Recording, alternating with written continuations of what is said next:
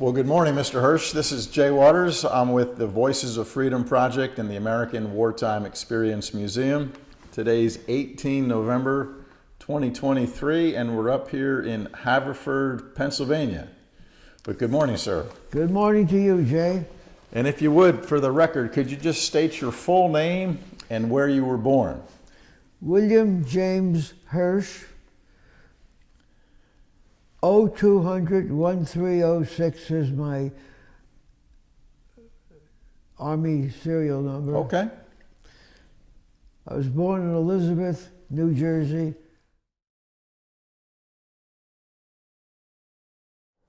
New Jersey. And the reason I gave you my serial number is whenever I was asked, I was told in the Air Force, be prepared to give three things.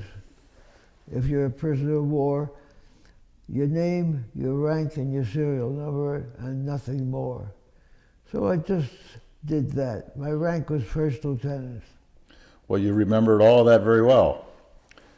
Very well. And what war did you participate in? The Second World War. And think in a moment for your family, relatives, fathers, uncles, brothers, or sisters. Did you have anyone else serve in the military? Just my father, who served in the Navy in World War I, and my brother, who served in the 8th Air Force and was shot down and killed in action November 26, 1944. Well, I'm sorry for the loss of your brother, even a long time ago, but I'm sorry to hear that. Well, thinking again about you for a second, think back to, you probably would have been about 7 or 8 years old, December 7th, no, older than that, I'm sorry, maybe 14, December 7th, 1941, when the Japanese attacked Pearl Harbor. What do you remember about that day? I was listening to a football game on radio. The New York Giants were playing football. The game was going on, and then I heard an interference of the voice of FDR describing what occurred in Pearl Harbor. Yeah, so this was a Sunday. It was a Sunday. And you were up in Elizabeth, New Jersey still? No. Brooklyn, New York. We left Elizabeth, New Jersey, probably in 1926, and entered Brooklyn, New York, and there is where I spent my early years. Okay, and now I'm doing the math again, so you were probably, in 1941, about 17 years old. That's true. Okay, yeah, I don't know why I got 14, but... okay, well, so you heard that radio announcement. What were your initial thoughts, or what was your family thinking as well? It's maybe 75 years that have gone by since those days. I may be wrong by saying 75, but because it is so long ago, I don't have 100% confidence in the credibility of my answers. The answers are intended to be factual, but they may actually be the best recollection I have, which is not factual. And that's always a possibility of exaggeration and misstatement and misunderstanding. So I'm hoping to minimize those three negatives and give you an accurate answer. In respect to my first reaction, I can't recall what my first reaction was. I probably, and now I'm just guessing, was just a confused person who didn't understand the depth of meaning of what was going on. That's probably what my reaction was. However, and this is a big however, my brother and I had some experience with the Army before that date. And we were sort of acclimated, in a positive sense, to the military possibilities that the nation would have to follow. That is that there was once a agency in the United States called the Citizens Military Training Camps plural, and it was entered into the American scene during the Harding administration, not the Roosevelt administration. And it was called for any citizen who wished to be a camper, a cadet, who was a male and would be willing to do so. There were 4 summers involved, each one a month long. Basic, red, white, and blue. At the end of the blue, that would be for the 4th year, you'd take an exam, and if you passed, you were a 2nd lieutenant in the Army. The mornings in the CMTC, Citizens Military Training Camp, were civics and military skirmishing, including the learning of the handling of a rifle. And by handling, I mean the use of a rifle on the gunnery range. Yes. So the Springfield rifle was what we used, and that what I was familiar with. And I was a CMTC cadet for 1 summer, and so was my brother, and we were a little bit acclimated, as I said earlier, in a positive sense, toward the Army, which had sports in the afternoon. So the answer to your question, to be quite literal, is I have no clue what I remembered about that day. Well, that's fascinating, though, because the Citizens Military Training with President Harding setting that up, I'd never heard of that. So there we go. That's something very interesting right there. It was ended before the World War II started. Yes. Okay. But it gave you, as you just said, some basic familiarization with the military and the rifles and things. Yes. So one other question, though. You mentioned that the December 7th announcement came on the radio during a New York Giants football game. Yes. Do you remember who won the game? I do not. Okay. We could probably look it up, but that would be cheating, I guess. But so, what were the circumstances of why did you join the military? I had heard from a cousin what was going on in Europe. He came to have dinner with us. His name, John Kohanowitz, later was Kay. He reported the horrors that were being experienced by the Jewish people in Germany and elsewhere, to his knowledge. What he had to say was not completely believed, because we had heard plenty of stories of horror from World War I which were not true. And maybe these were exaggerated too, but we heard them, and it made some minor impression on my young mind, my young, naive mind. And that's one reason. The second reason is everybody I knew took this very seriously. It was a national situation supported by most people. We were rather typical in our response. We were not heroic or courageous. We were simply getting the reactions that were rather standard at the time. In our family, we did not have any negatives about the military. My father, as I said earlier, had been in the service of World War I. We were sort of accepting attitude toward the military because of CMTC, and also a little bit of youthful naivete in our makeup where we probably didn't quite get the picture in respect to the risks involved. We were just glad to make our move toward helping the nation face the terrible conflict that seemed to be ahead. And so this was probably, looks like from your records here, 1943 when you joined? I may have joined a little earlier than 43. Maybe I was in late 42. Okay. I'm not sure about the date I went over and enlisted. My brother and I enlisted. We were not drafted. And that's not because we were so patriotic. It just seemed to be the thing to do.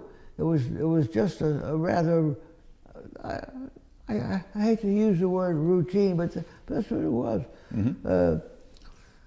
If you didn't enlist, you'd be drafted and you'd get assigned to something you don't want. We were interested in the Air Force, so we enlisted.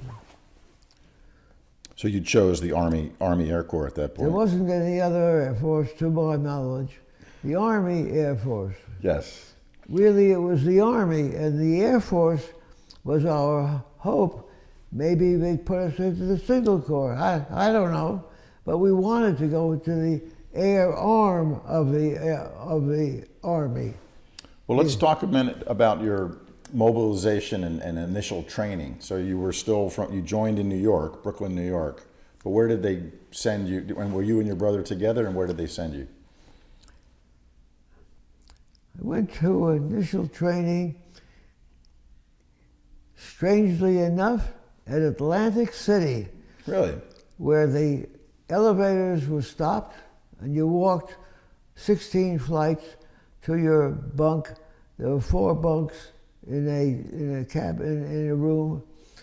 And so in the hotel, the name of which I don't recall, I and hundreds of others were brought into the Army. And what we did is we did exercises in the sand, in the beach.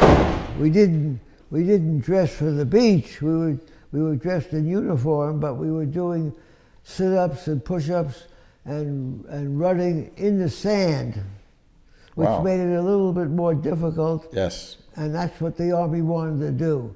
And the walk to the 16th floor was memorable. Yes. It wasn't terrible. It wasn't terrible, but it was memorable. Okay. And was your brother with you, or were you guys still together? No, I went in first, and he followed me. Okay. He worked for a defense contractor for a short while. Okay. Okay. So it sounds like the initial training in Atlantic City was just general stuff. Did you then That's receive right. some specific aviation training? No aviation training, whatever. Okay. In Atlantic City. And then was there some follow-on training at another location? Yes. Where did you go next? Remember I said that this is over 70 years ago. I went to many, many Army camps. Okay. And I can't tell you precisely and accurately which camp it was. But it may not have been a camp at all, because I had already designated Air Force, and I was therefore sent at one point, I can't say when, in a train from Grand Central Station in Manhattan to East Lansing, Michigan. Okay. Where I went to Celestial Navigation School to learn about the first steps in regard to what I had selected was navigation. And that's my recollection. I don't think I went to an Army post before that. That's my recollection. Okay. Well, anything else stand out about the navigation school that you did out of Michigan? Yes, it really was a significant challenge for me. I was a slightly better than average student, not much more than that. And Here I was being challenged with a field I knew nothing about. And I was being introduced to the fact that celestial navigation was one of the several means of navigating, pilotage being another one, and maybe two others. And that's the way the Air Force dealt with young people like myself. They introduced us to one of the elements that we'd have to one day know something about. Yes. Well, I mean, again, I mean, the obvious or ignorant question, celestial navigation, you're using the stars and plotting the math and the science behind that, right? To You figure out learned your about position. triangular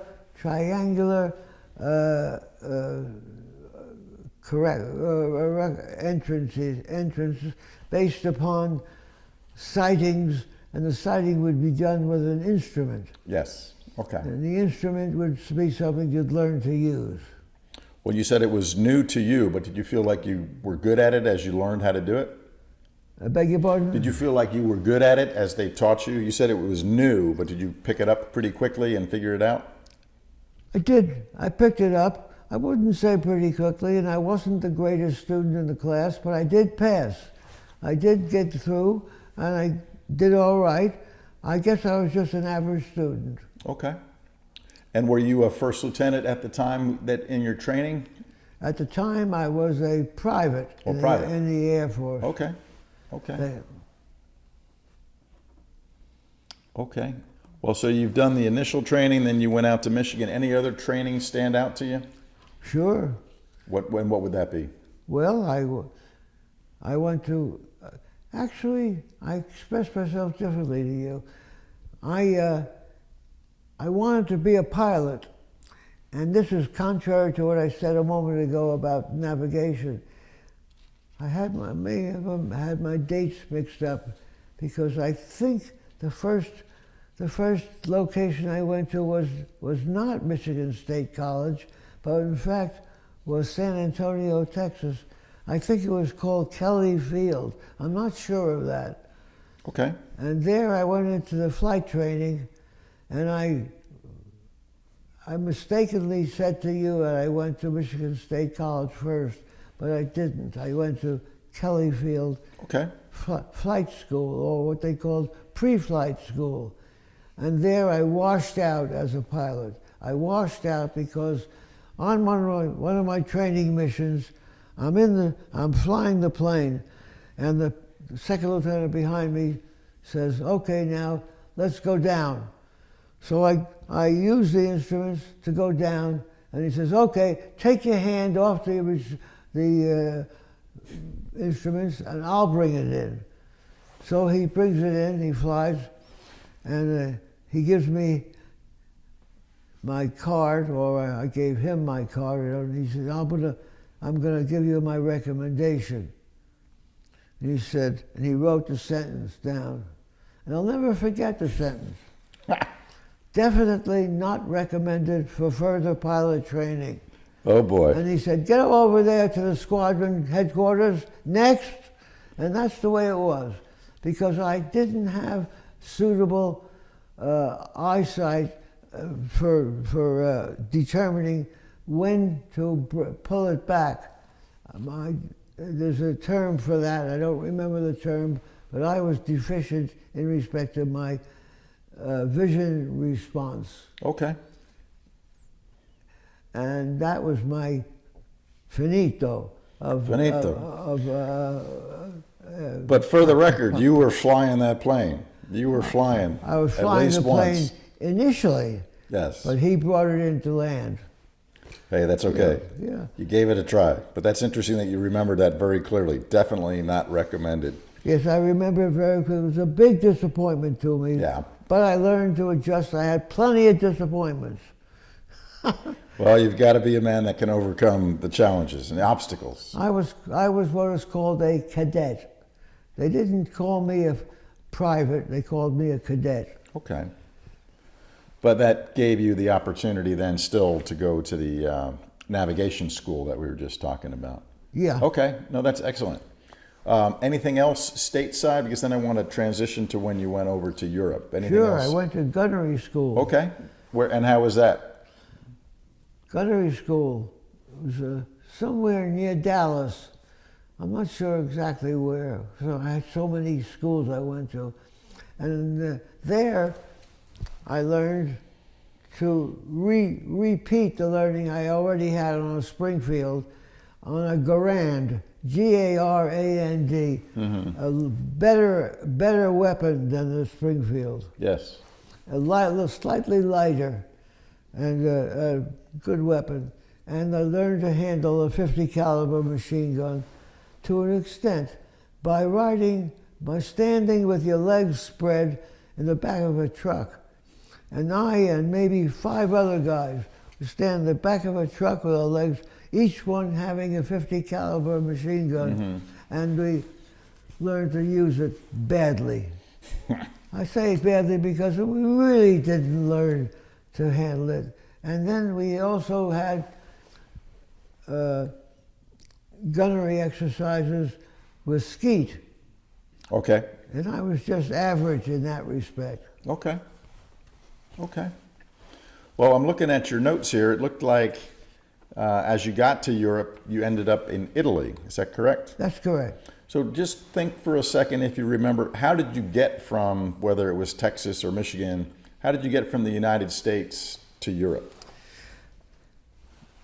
We became a crew in Kansas City or someplace else in the West, and then I got orders to fly to Africa with our crew. I had just met Harry Neville, our pilot, Charlie Mercer, our co-pilot, and Lester Reimsnyder, our bombardier. And I was a graduate at that point of the navigation school. I was a flight officer. I was not a commissioned officer. I was a warrant officer. So I got orders to take a B-24 to Africa via the Azores. Okay. I spent the night under orders to figure out what the headings should be to give to Harry Neville. I was familiar to some extent with the requirement due to the schooling given to me. I didn't mention other camps I went to. I went to other camps. I don't recall which they were, but I learned how to provide a direction to the pilot. And we flew from Kansas City to Goose Bay, Canada. Okay. It's called a Great Circle flight. From there to the Azores, Lagan's Field, Azores. Yes. There we had an unusual, funny experience.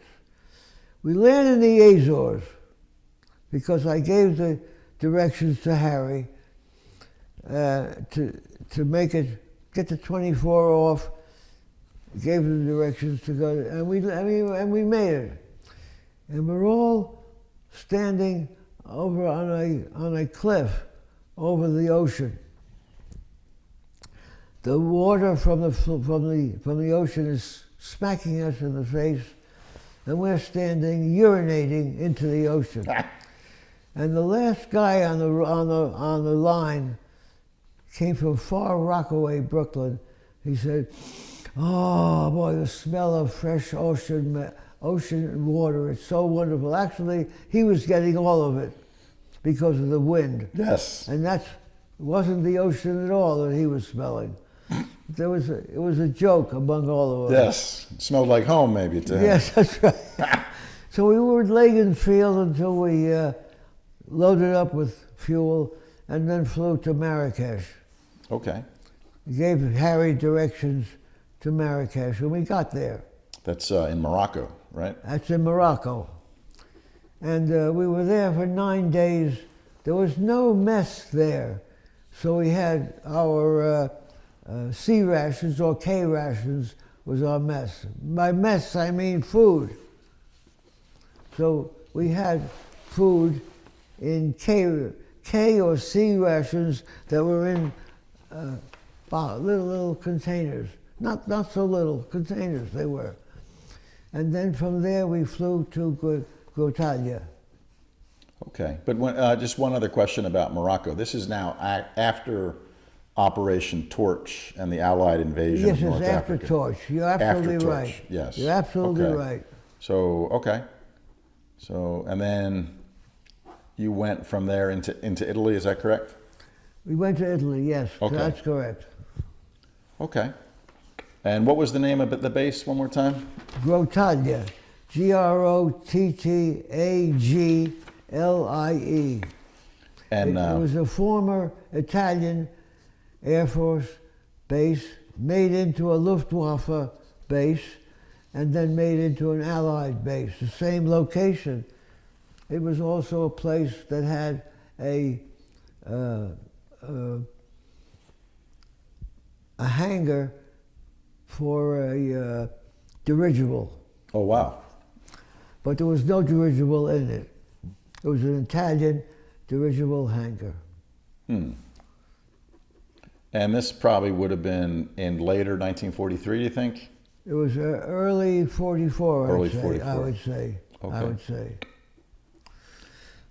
And did that become, at least initially, did that become your air base of where you were stationed and you do missions out of there? Yes, it was Okay. the only air base I was in. Okay. And so is that Rotalia location southern, central Italy, or? Southern, south of Foggia, Oh, Foggia, okay. south of Bari, east of Naples. Okay. Well, so then from there, you were doing with your, the B-24? Yeah, Combat and bombing missions from there, yes. correct? And so what kind of targets and what kind of missions were you guys running from there? Okay. Airfields, bridges, troop emplacements,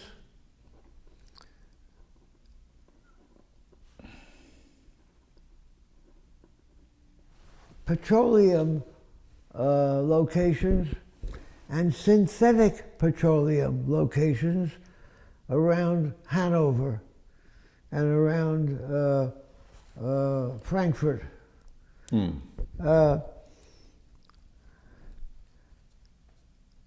Also, various factories that produced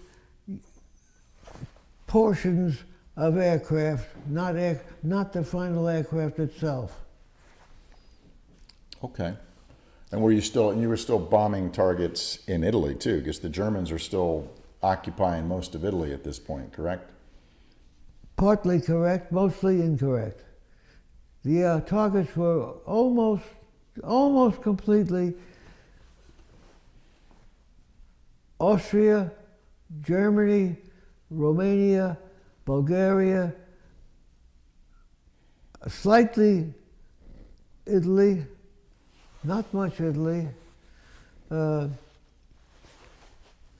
were the locations that were most prominent. Innsbruck was one. I'll never forget that one.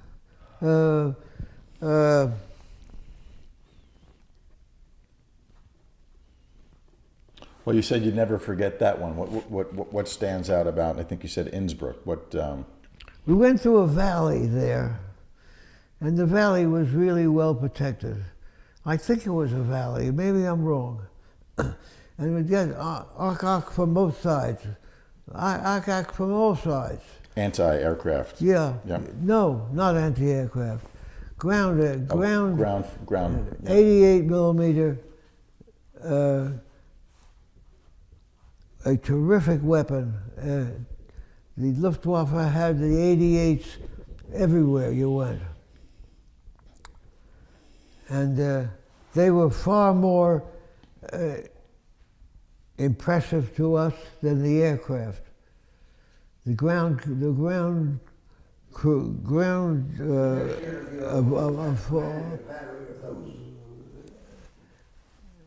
was more deadly than Yes. the aircraft. Okay. That's Okay. my recollection. I Yeah. could be wrong. No, I get it. I get it. So your aircraft, your particular plane was receiving enemy fire from Certainly. from these ground Of course. 88s. Yeah. Sure. So what was that like when your plane was actually getting hit? What did it sound like or feel like? The plane was shaking or? Again, this is 75 years ago. I understand. And I can tell you that the aircraft was unpressurized and had a thin skin. And so you can imagine when the ACAC was in the sky, it penetrated the skin of the aircraft and entered the aircraft, and it did its job. I can't tell you with any detail just exactly what it did, but it did a lot. It did a hell of a lot. And it was a very effective weapon for the Luftwaffe. We never really beat the 88s, in my judgment. Well, I'm looking at your notes here. So the name of the unit was the 449th Bomb Group. Yes. Bomber Group. Okay. Yes. And how many aircraft were in your bomber group? We had 4 squadrons. I was in the 717 Squadron. And the executive officer of our squadron ran for president of the United States. Oh, and who was this gentleman? He came from Texas, and I hardly knew him. He hardly knew me, and I'll think of his name in a little while. Did you vote for him, though? That's the question. I'm sorry? Did you vote for him years later? Did you vote for him? I did, even though I hardly knew him. Okay. Well, good. Well, maybe if you could just tell us what a typical day was like at your airbase. Maybe you have a mission coming up in a day or two. What's the daily routine as you're getting ready? Well, first of all, you probably learn the night before when to appear for mission briefing. Okay. And that would be at 3:30 a.m. Okay. We had a tent.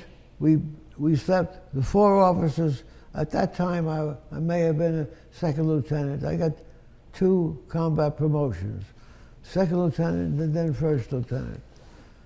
But I didn't get any awards for bravery because I wasn't brave at all. I just routinely did my job. Okay? And you got the results of the briefing. No, not the results. The notification that there'd be a briefing. Okay. And in the morning, you'd attend after breakfast. We did have breakfast. We had chow there.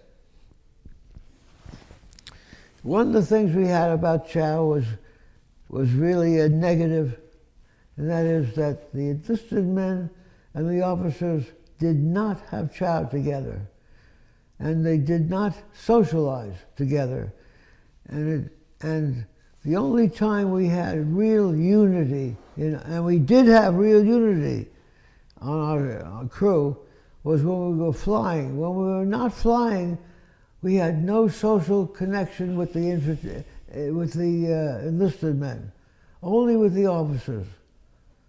It was really in my opinion, an army arrangement which was not fruitful for combat readiness, but that's the way it was.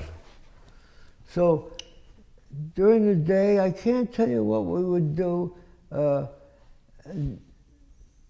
We would take off, we'd go down to the parachute room, get our parachutes, have a mission briefing by either followed by someone from the religious guy, a guy who gave us some prayers, which we didn't give a damn about. Nobody cared about it. In my crew, maybe somebody did somewhere. Okay. And we were not too conscious about the risks involved. We just, not because we were heroic, but because maybe we were rather naive. It was just a job. Today you're going to Nuremberg, and this is what you're going to see. And the intelligence officer would come up and tell you, the flak will be light, and there'll be some aircraft, not many, and you'll be on your target lineup by so and so time, and then you'll come back a different way you came. You go over the Alps, blah blah blah blah blah blah, and he give you all the directions, which were all wrong. None of it happened the way he said. That was his intention. The flak may have been heavier or lighter than he said. The aircraft may have been greater or smaller than he said. And that guy didn't come with you either. He stayed back in Italy. That was the intelligence. He was, yeah. Yes. So we formed an opinion about what he was going to tell us. So we just didn't believe a word of it. It didn't make any difference whether we believed it or not, incidentally. Okay. So we fly the mission, somehow make the goddamn mission. I don't know how, frankly. I don't know how, but we did. And I'm not going to go into what happened. A lot of things happen. And then sometimes you lose altitude. And when you lose altitude, it affects your ears. And you got to be a damn good pilot to get out of that loss of altitude, which occurs around the Alps. We started 35,000 and we ended 7,000. And we weren't sure that Harry would pull out in time so we could get back to the base. But he did. He did, even though he did a lot of drinking. Harry Neville was a drinker, pilot. And we make it back to the base. Sometimes we would skid along with the wing hitting the ground, but we didn't have any casualties on that flight. And then the American Red Cross would be there with donuts, and it was damn good. The donuts were delicious, I remember that. And coffee too? Yeah, there was coffee too. And the donuts were free, or did you have to pay for these? It was free. There was a story though, right, about the donuts later? No, we had donuts right then when we got back. Okay. And then we went to our post-flight briefing, where you go to a room and they would ask you questions, a lot of questions. What kind of aircraft did you encounter? And maybe I didn't even know what kind of aircraft it was. I did not know, for instance, that we were facing the Swan, which was not a propeller flight, not a propeller aircraft. I didn't know that. None of us knew that. Yeah, that was the early version of a German, like a jet almost. Right? It was not almost. It was a jet. It was a jet. Okay. It was a jet, and I want to tell you that I never succeeded in shooting one down. So did you have encounters with German aircraft, it sounds We had like? encounters with German aircraft, but I never succeeded in shooting one down. Did anybody else on the crew shoot one down? Maybe a few guys did. I had the right waist. There was someone else had the left waist, and maybe he did. I don't remember, frankly, anyone on our aircraft having success Okay. shooting anyone down, but maybe there was, and I didn't know it. Well, did your aircraft have a nickname or any of that nose art that you sometimes see in It the had movies? a nickname, but I don't remember. Okay. And It did have a nickname. any paintings, no, any artwork on the aircraft?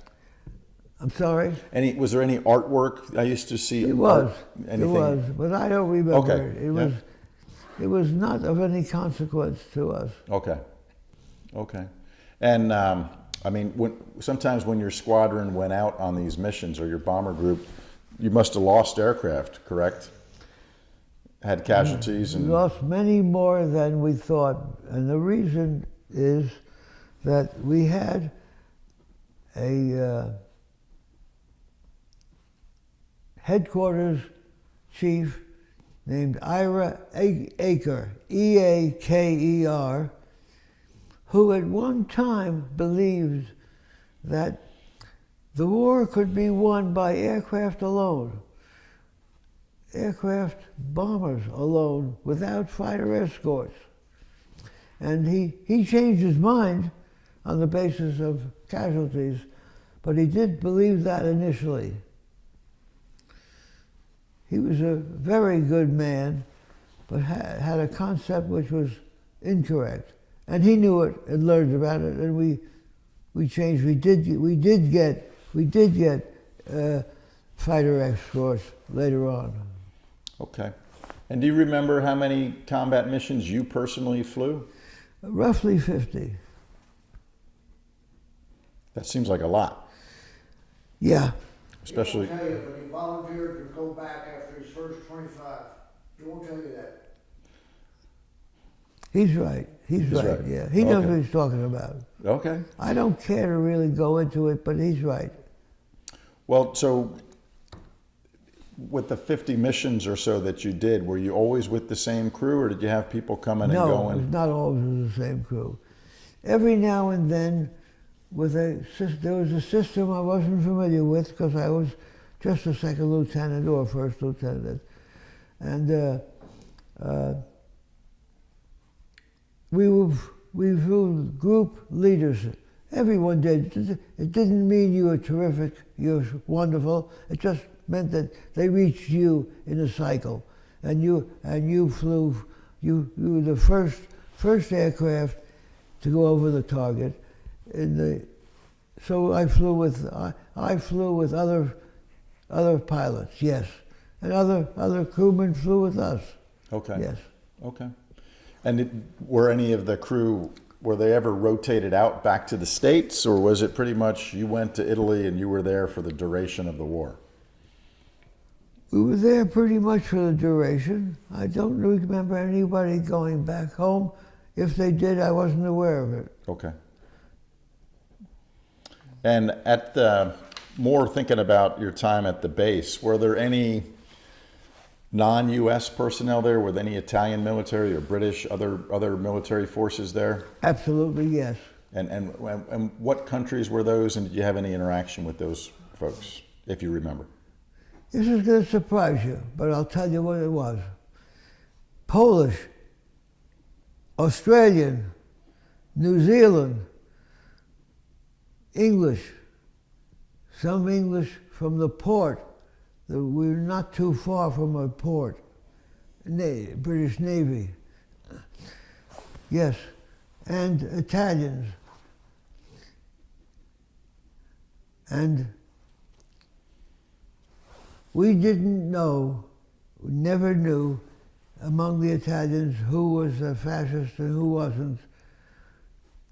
We heard, at some point we heard over the radio lots of fascist talk, but we didn't know at the base who was friendly and who wasn't. Okay. There were security leaks, without a question. Without a question. Yeah. Okay. Well, thinking again about your time at the airbase, how were you able to stay in touch with family and friends back in the United States?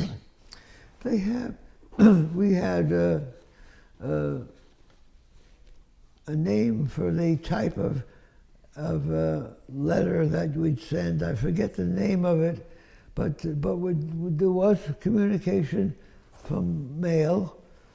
It was censored, but there was that, and the very big news for me, and also for my co-pilot, two of us, was that our brothers' planes were shot down.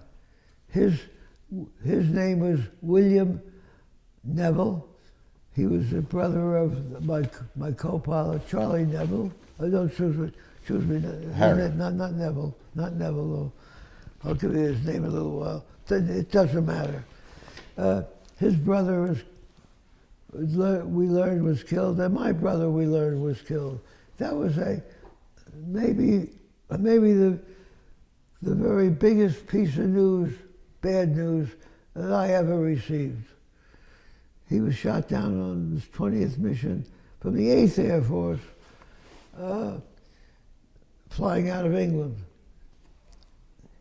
And we happened to be quite close. When this notification, was it like a telegram that reached you, or a letter, or? The telegram reached my parents. Okay. The fellow with a little hat would come to the house, knock on the door, and tell you that he had a telegram for you. The first telegram said missing in action. Second telegram said killed in action, and that was a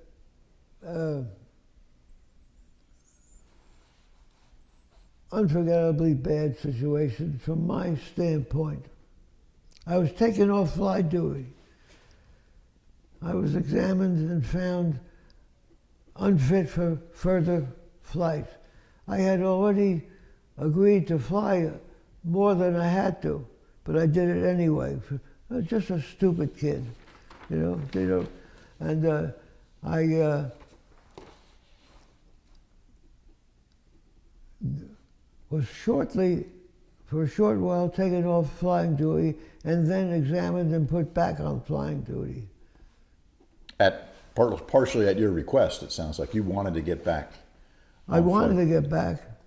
You form a very strong feeling toward your crew, and that was an influence, a positive influence. Good guys. I wanted to work with them. There was nothing heroic about it. It was just that these are guys I worked with every day, and also we were in the same tent. Yeah, and you'd been with them for a while, Yeah. since the States. You'd come over, been together. And we built the tent. We bought cinder blocks from the Italians. Okay. And we put the cinder blocks around the tent. And we had no floor to the tent, but we slept on the floor. Well, when you weren't actively busy flying missions and things, did you have some free time? And if so, what kind of things did you do? One day, we got a Jeep and we drove into Naples. It was either Naples or some other city, and we saw an opera. And in the opera house, it was full of troops. Again, Polish, New Zealand, Australian. It's the first opera I had ever seen. Yeah. Are you an opera fan now? I'm an opera fan. Yes, I loved opera. Yes. Well, good for you. It was a wonderful change. It was one of the two changes I had. I also had gone to a hospital in Naples, which was a little change too, for a short while, and then came back. I wasn't wounded. I was not wounded. It was a psychiatric thing. They called it anxiety reaction. Even though I didn't even know that I had an anxiety. I didn't even know I had anxiety. Mm-hmm. How was the food at your base in Italy? Quite acceptable. It was good. Because we didn't really care. I mean, it was not a subject of any consequence. Okay. Well, you mentioned in particular one specific mission up into Innsbruck. Any other operational missions really stand out to you? Either very successful or very dangerous, or something unusual happened? Yes, there were others. I don't remember them particularly well. Around Hanover, and there was that's where the synthetic coal was redone to create petrol. There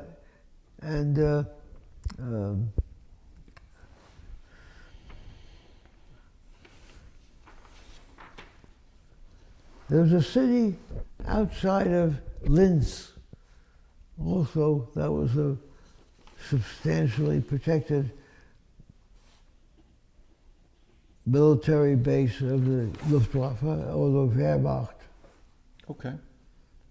Well, you mentioned earlier, I just want to ask this, you were now a first lieutenant. Yeah. And you mentioned the mail being censored. So for you as an officer, were you part of the group of people that had to censor other people's mail? No. No, somebody else. Somebody else was doing that. I had no knowledge of that, whatever. Okay. As a matter of fact, I had no knowledge of a lot. It's a very common thing to think that the person who's involved with the activity really knows all about it, but it's not true. Mm-hmm. You're involved, but you really only know what you're doing. Sure. Okay. Maybe not necessarily combat mission related. Are there any other incidences, something like really funny or unusual that might have happened at the base that you recall? Oh, sure. It wasn't funny, Okay. but it was unusual. Okay. I'll tell you what it was. My father is a graduate of Fordham Law School, and he had a buddy there who was became a congressman. His name was Donald O'Toole.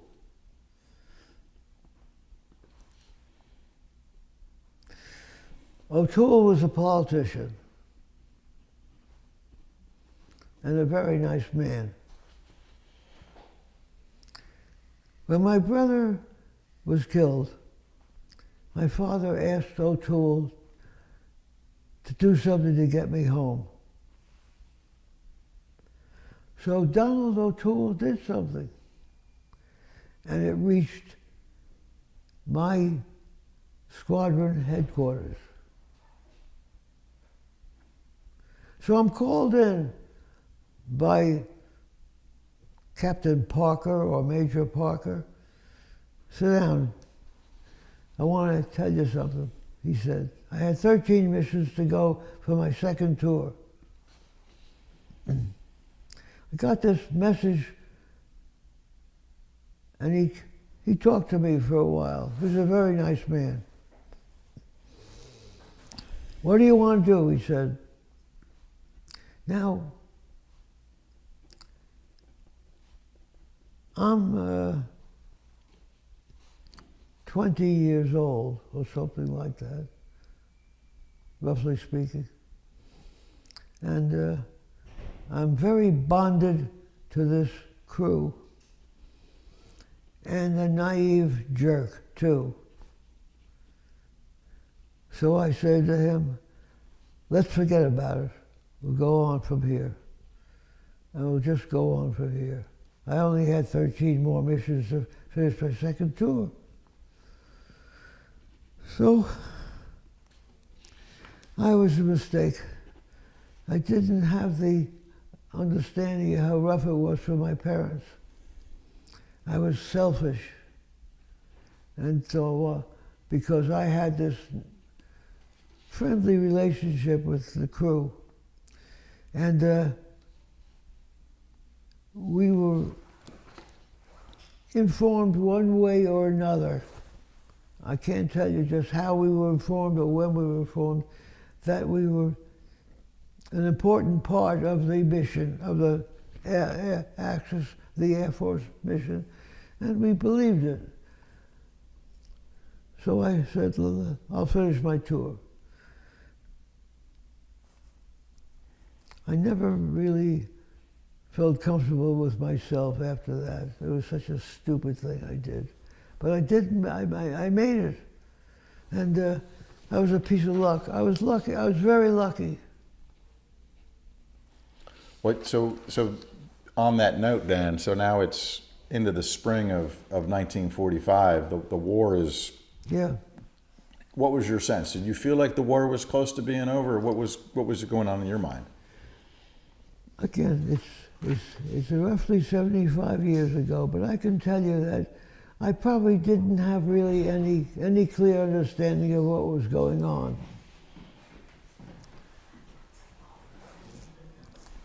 Mm-hmm. Well, then how about... We had heard about coming home for Christmas, that kind of talk. And we knew that that was a failure. We saw plenty of aircraft, Luftwaffe aircraft. We had the confused feeling that the aircraft industry German aircraft industry was doing okay, that they had as many aircraft in the sky as ever. Mm. That's the impression. We could have been wrong. So I didn't see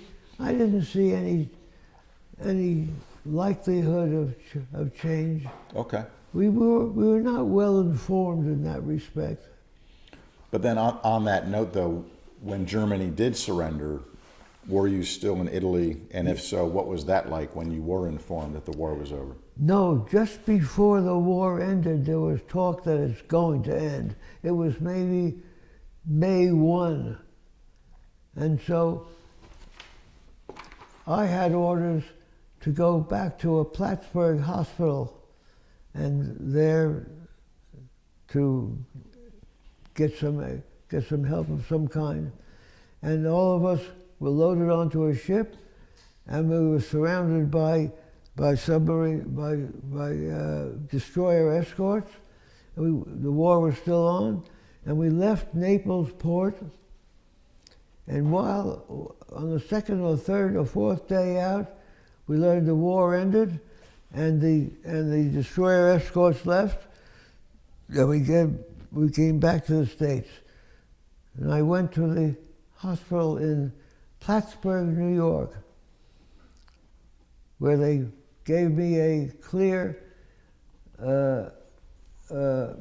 write-up that I was fit to fly again.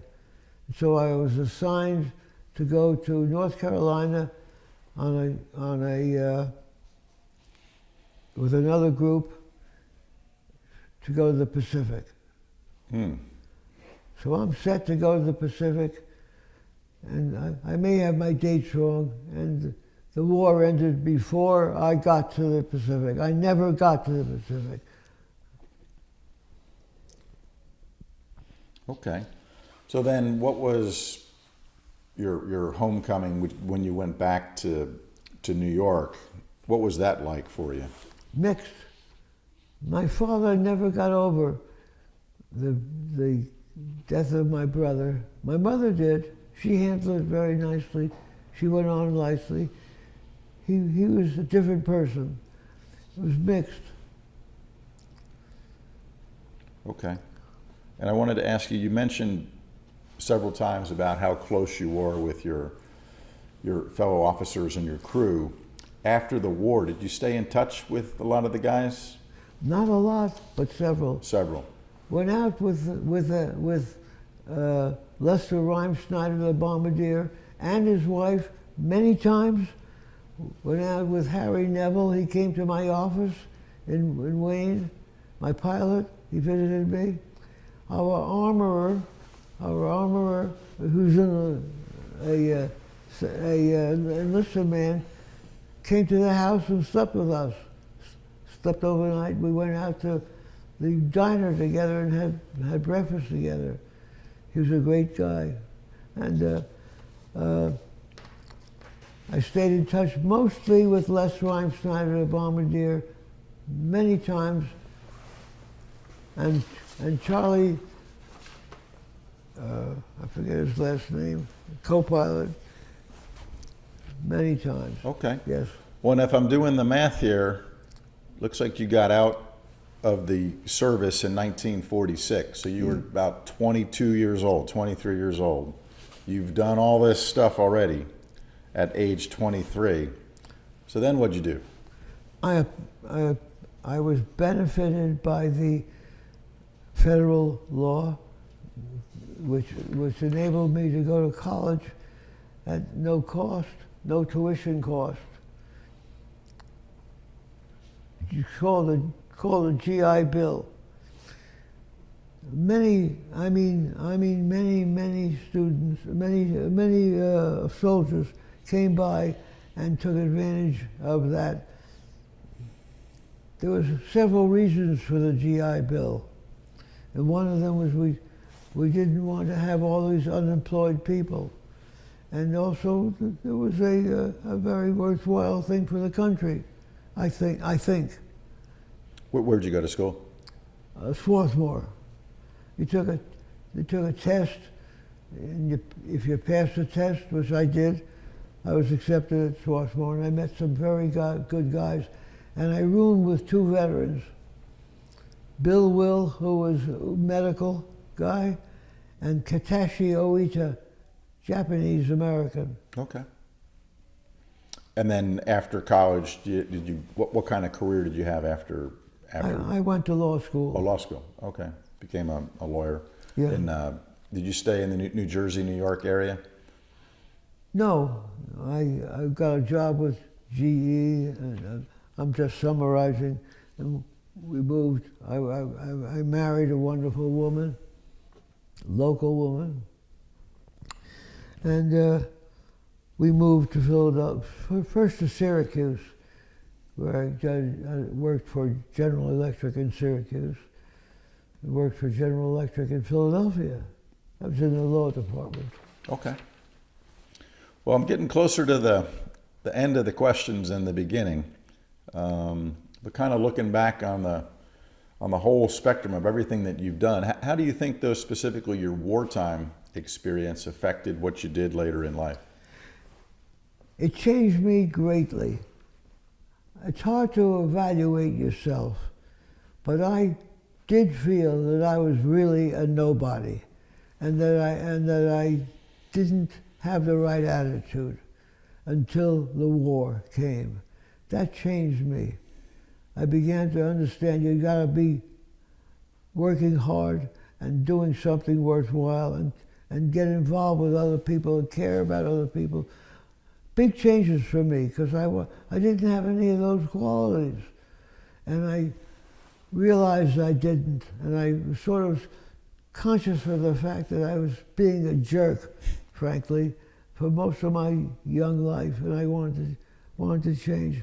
Influenced by my brother's death.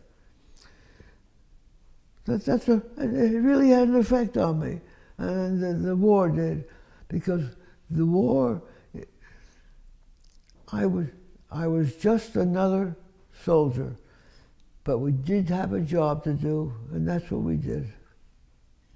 Well, then I did want to ask one question too, and part of the reason that we're here today is I met your daughter Robin back in, I guess it was August, down in Virginia where we're based. But so thinking about, children, grandchildren, and maybe great-grandchildren, future generations, what would be the one thing that you would want them to know about you and your service? What would that be?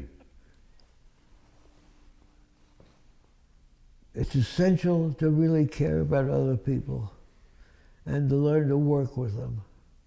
That's what I think. I like that. Yeah. That's good. Well, Mr. Hirsch, the last question is the proverbial last question. Is there anything else? I mean, we've had a great interview, we've covered a lot of ground. Is there anything else you'd like to talk about or revisit? I wouldn't want to talk about or revisit. It's been a little bit hard for me to visit to begin with. And I didn't want to get into a lot of stuff, and did not get into a lot of stuff. And I feel that's enough. And I don't want to be regarded as any kind of a hero. I never did a heroic thing. Just a job. Well, like you said before, you did your job. Yeah. But this has been very fascinating for me, and it's been a very valuable interview, and I respect the things that you talked about and what you maybe didn't want to talk about, but very fascinating. I think I'm going to stop the camera here. Well, I do want to thank you on camera, though, for giving me your time and Sorry? stuff. Thank you for I do your want to time. thank you while It was we're on very here. kind of you to do that.